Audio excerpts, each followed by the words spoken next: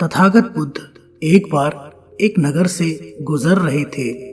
रास्ते में उन्होंने एक बच्चे को देखा जो अपने घर के आंगन में खेल रहा था और उसकी माँ कुछ काम कर रही थी। तभी उस बच्चे की माँ ने बुद्ध को देखा और बुद्ध को प्रणाम किया और कहती है, आप रुकिए बुद्ध, मैं आपके लिए कुछ लेकर आती हूँ, कृपया उसे स्वीकार करें। तथागत बुद्ध ने कहा, मेरा पात्र भरा हुआ है, मैं उतना ही लेता हूँ जितना मेरे पात्र में आता है, इसलिए आज मैं कुछ नहीं ले सकता, मैं कल फिर आऊँगा, तुम मुझे कल दे देना।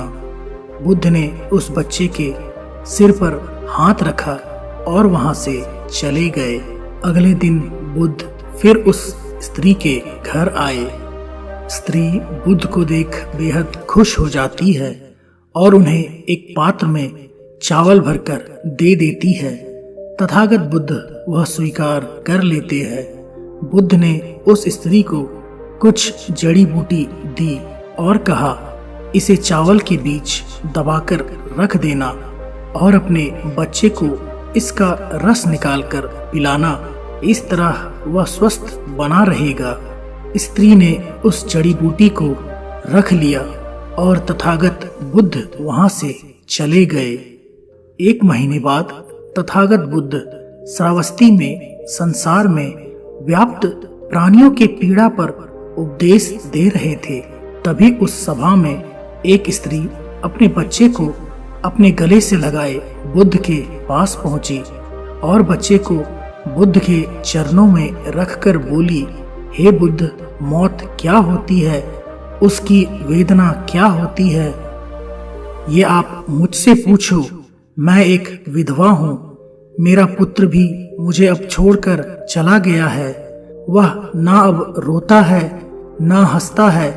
हे बुद्ध, क्या आपने मुझे नहीं पहचाना?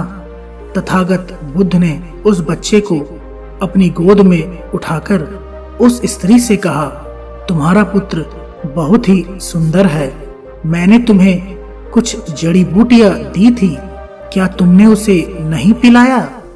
वह स्त्री बुद्ध के चरणों में गिरकर बोली, हे बुद्ध, मुझे माफ कर दे, वो जड़ी बूटियां मैंने फेंक दी, मैं आप पर विश्वास नहीं कर पाई, मुझे लगा कहीं वो जड़ी बूटियां मेरे पुत्र को हानि न दे। गांव के कुछ लोग भी आपको पाखंडी और ढोंगी बताते हैं। बुद्ध ने उस स्त्री से कहा, क्या अब तुम्हें मुझ पर विश्वास है? स्त्री बोली, हाँ बुद्ध, मैं मेरे बेटे को ठीक करने के लिए हर जगह गई।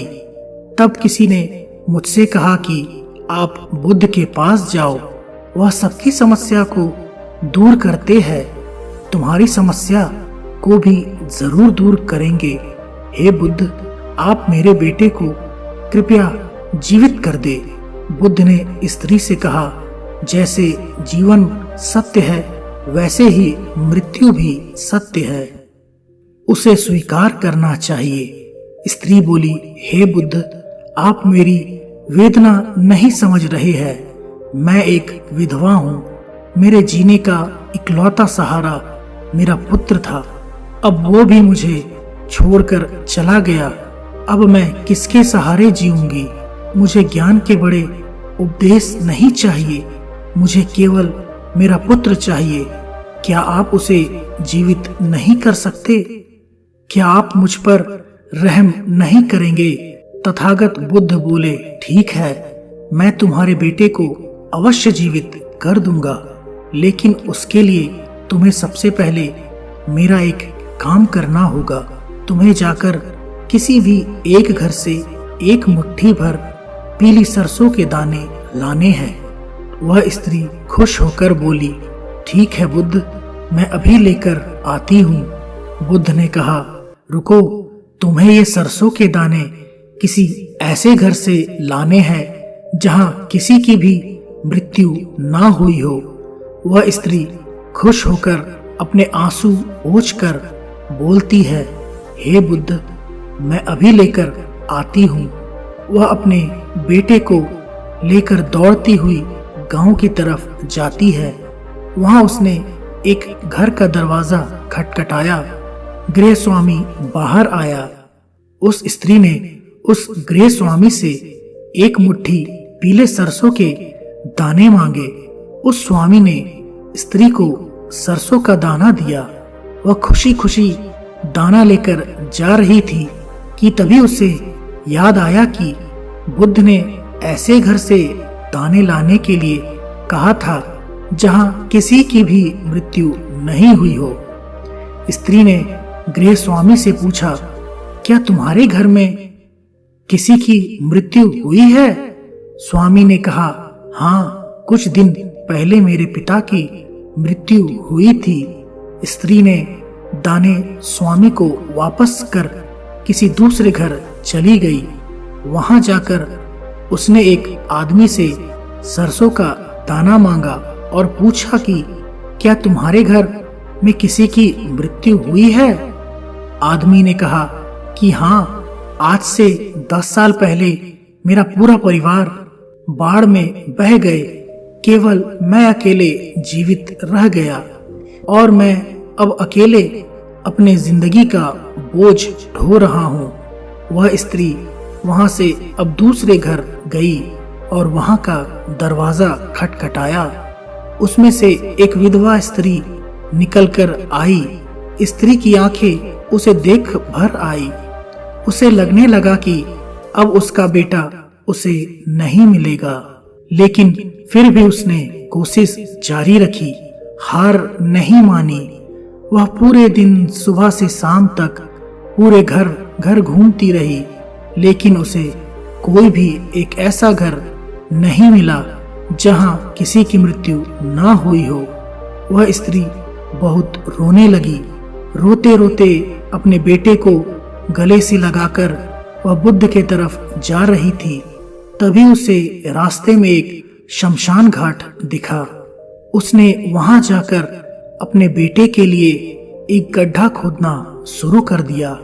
वह गड्ढा खोदती जाती और रोती रहती। उसके बाद उसने काफी देर तक अपने बेटे को निहारा और उसका माथा चूमने लगी। वह बेहद रो रही थी। उसने फिर उसी गड्ढे में अपने बेटे को दबा दिया और अपने आंसू पोंछकर तथागत बुद्ध के पास आ गई। बुद्ध वहीं उस सभा में स्त्री का इंतजार कर रहे थे। वह बुद्ध के चरणों में गिरकर रोने लगी। उसके आंसू रुकने का नाम ही नहीं ले रहे थे। वह बस रोती जा रही थी और वह कुछ नहीं बोल पाई। तथागत बुद्ध ने कहा, जिसे जीवन मिला है उसे मृत्यु भी अवश्य मिलेगी, चाहे राजा हो या रंग या ज्ञानी बच्चा, युवा या कोई वृद्ध ही क्यों ना हो, मृत्यु सभी को आनी है। वह स्त्री तथागत बुद्ध से बोली, हे बुद्ध, आप सच कहते हैं।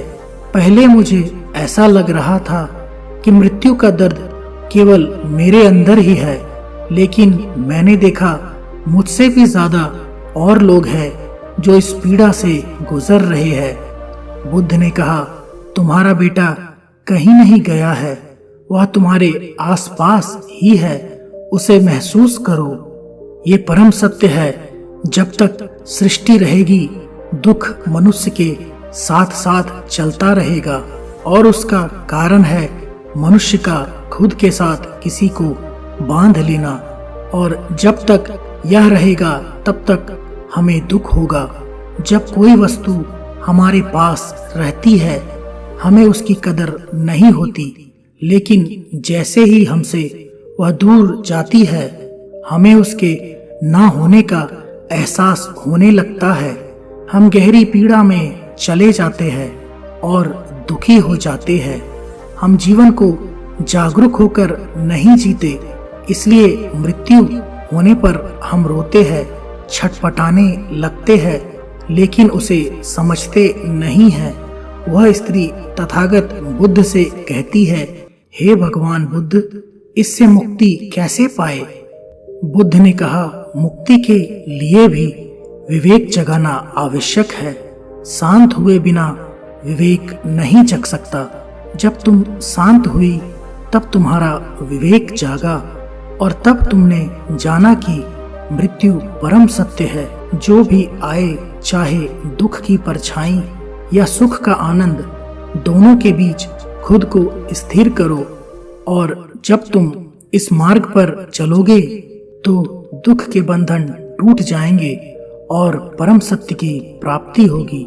और जब तुम्हारे अंदर ये चेतना जगेगी तब तुम ये जान और समझ पाओगे कि जन्म और मृत्यु, मिलन और वियोग दो नहीं है, एक ही है।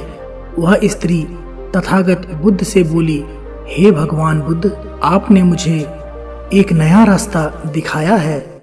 मुझे अब तक मेरे पुत्र के जाने के बाद अपना जीवन व्यर्थ लग रहा था, लेकिन अब मुझे जीवन का मूल समझ आ गया है।